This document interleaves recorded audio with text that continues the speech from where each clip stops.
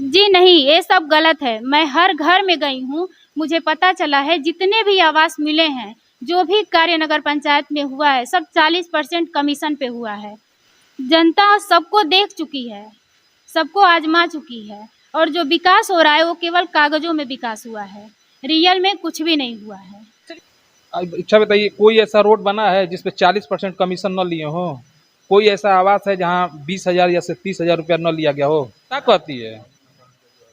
हम जाते हैं तो जनता हमसे कहती है कि बाबू हमारा 2.5 लाख रुपया तो 50,000 रुपया ले लेना हो लोग। अच्छा 2 लाख मिलल है।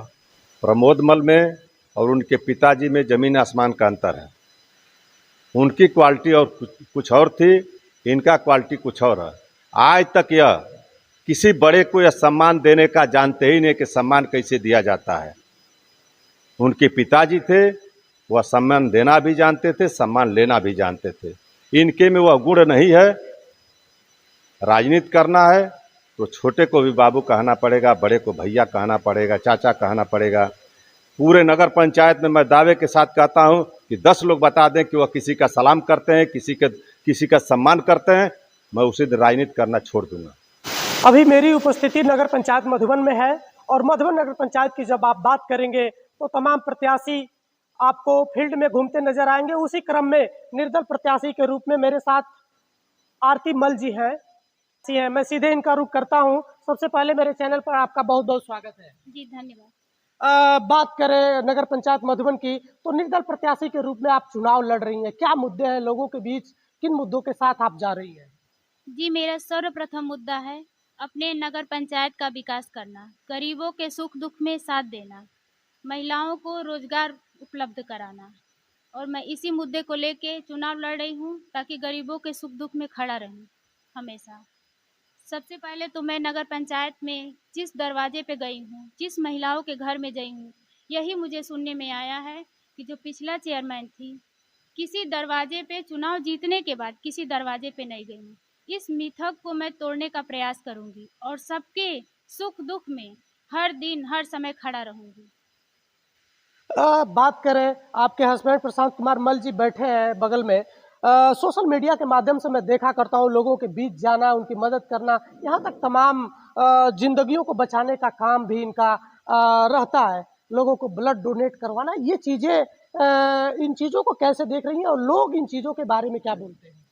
जी, इसको सब लोग बहुत अच्छा बोलते हैं और हम लोग 4 साल से सबका सेवा कर रहे हैं।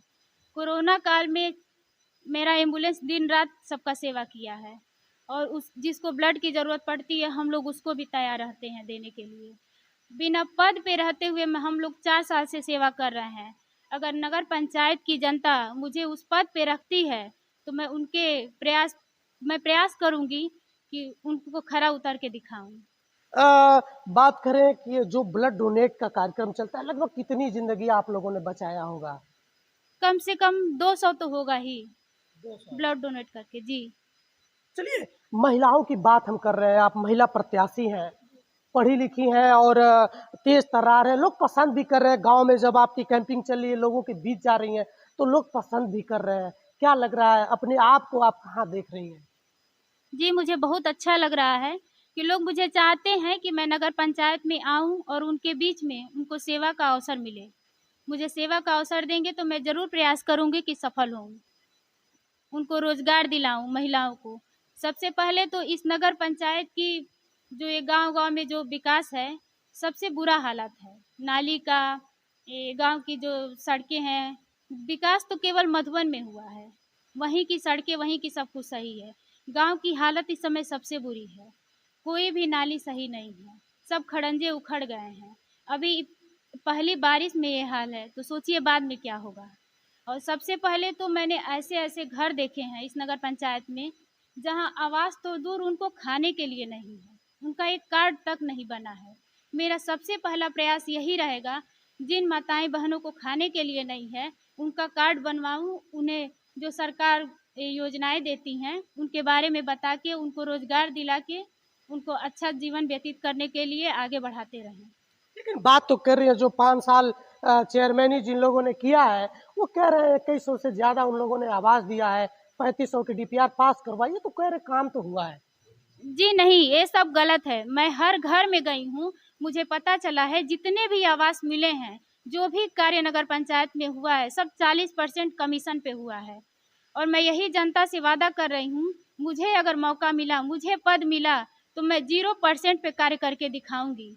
अपने सभी जनता से मैं निवेदन करती हूँ, मुझे ये पद दें और इसका लाभ उठाएँ।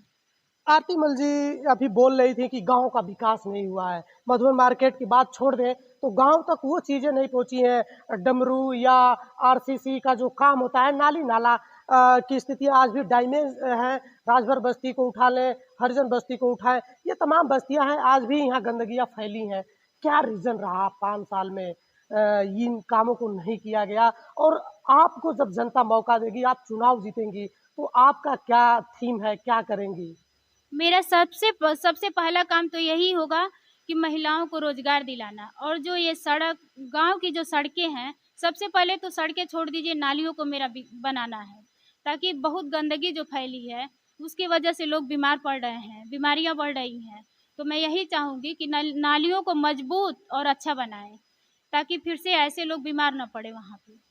दावे हो रहे हैं, काम हुए हैं, तमाम प्रत्याशी हैं। अगर नाम मैं लूं, माधुरी मदेसिया है, ब्रिजेश जायसवाल है, प्रमोद कुमार मल्ल, तमाम लोग हैं। तो ये कैसे आप फेस करेंगी इस चुनाव को? जनता सबको देख चुकी है, सबको आजमा चुकी है, और जो विकास हो रहा है वो केवल कागजों में विकास हुआ है, रियल में कुछ भी नहीं हुआ है। चलिए, प्रशांत कुमार मल जी चर्चित चेहरा है, युवाओं में इनकी एक अच्छी पकड़ है, युवाओं का साथ है। मैं आपका रुख करता हूँ, किस नज़र से आप देख रहे हैं इस चुनाव को? इस चुनाव को देख रहे हैं हम कि एक मेरे आए हैं बसपा से, वो कहते हैं कि हम दलित समाज का सेवा करेंगे।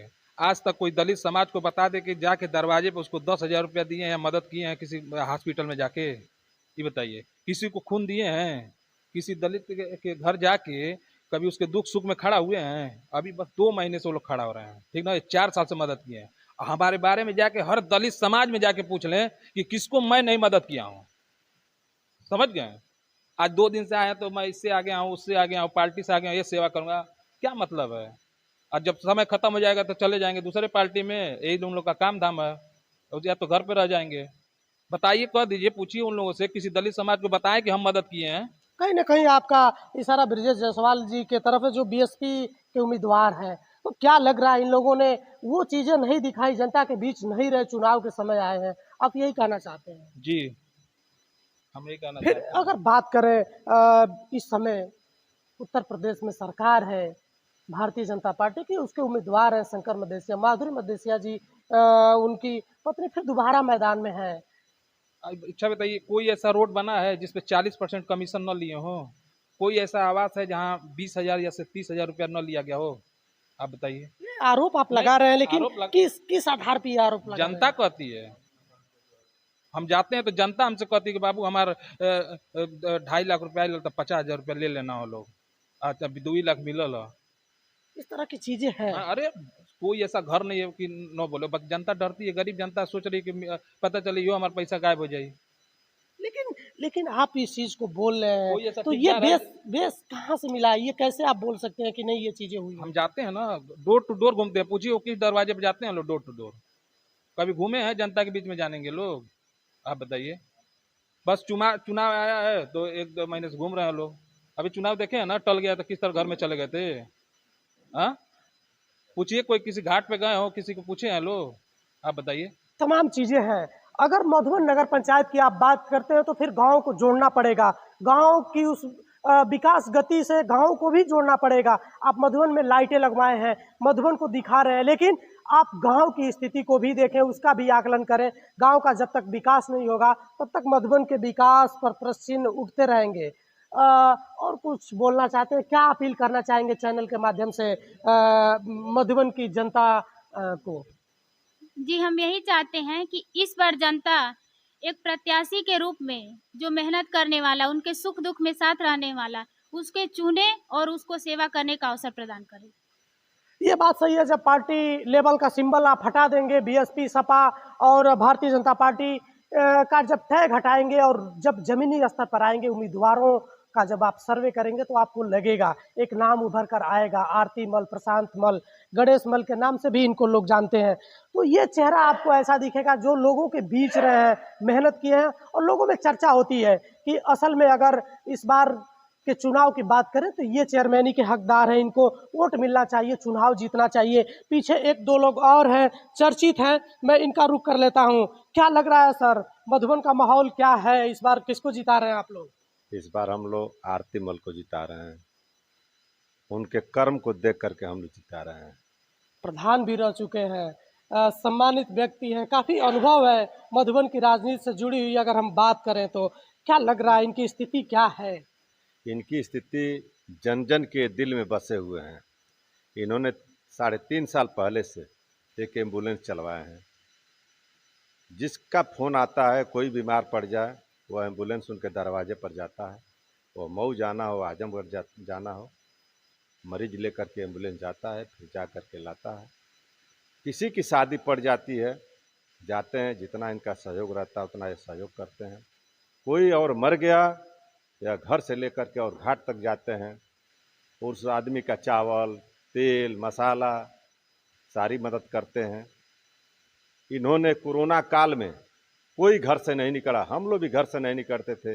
ये गणेश मल ही ऐसा व्यक्ति था, कोरोना काल में भी उसके घर जाते थे और मुर्दा घाट पर भी जाते थे। ये आंखों देखी हम लोगों की बात है, ये कही हुई बात नहीं है। इन्होंने जितना संघर्ष किया है, कोई बीमार पड़ गया, उसको ब्लड की आवश्यकता थी, इन्होंने जा कर के हॉस्पिटल में ब्लड देने का काम किया है। इसलिए हक बनता है। इन्होंने जितना मेहनत किया है, कोई नहीं मेहनत किया है। आज चुनाव आया है, सारे लोग अपना ताल ठोक रहे हैं, कोई उस पार्टी से आ गया, कोई उस पार्टी से आ गया। लेकिन अगर बात करें मल समाज की बात करें, मल वोटरों की बात करें तो प्रमोद मल जी भी हैं मैदान में। क्या लग रहा है, वोट बटेगा नहीं? प्रमोद मल में और उनके पिताजी में जमीन आसमान का अंतर है। उनकी क्वालिटी और कुछ और थी, इनका क्वालिटी कुछ और है। आज तक यह किसी बड़े को यह सम्मान देने का जानते ही नहीं कि सम्मान कैसे दिया जाता है। उनके पिताजी थे, वह सम्मान देना भी जानते थे, सम्मान लेना भी जानते थे। इनके में वह गुण नहीं है। राजनीति करना है तो छोटे को भी बाबू कहना पड़ेगा, बड़े को भैया कहना पड़ेगा, चाचा कहना पड़ेगा। पूरे नगर पंचायत में मैं दावे के साथ कहता हूं कि 10 लोग बता दें कि वह किसी का सलाम करते हैं, किसी का सम्मान करते हैं, मैं उसी दिन राजनीति करना छोड़ दूंगा। चलिए, मधुबन नगर पंचायत से जुड़ी हुई चीजें मैं आपको दिखा रहा था और निर्दल प्रत्याशी के रूप में आरती मल की बातों को आप सुन रहे थे। अब ये चुनाव होने के बाद पता चलेगा कि यहाँ की जनता किसको वोट देती है और किसको चुनाव जितवाती है। फिलहाल मधुबन से ये मेरा प्रयास कैसा रहा, आप कमेंट बॉक्स में लिखकर जरूर बताइएगा। मैं अगले किसी वीडियो में फिर मिलूंगा, तब तक के लिए धन्यवाद।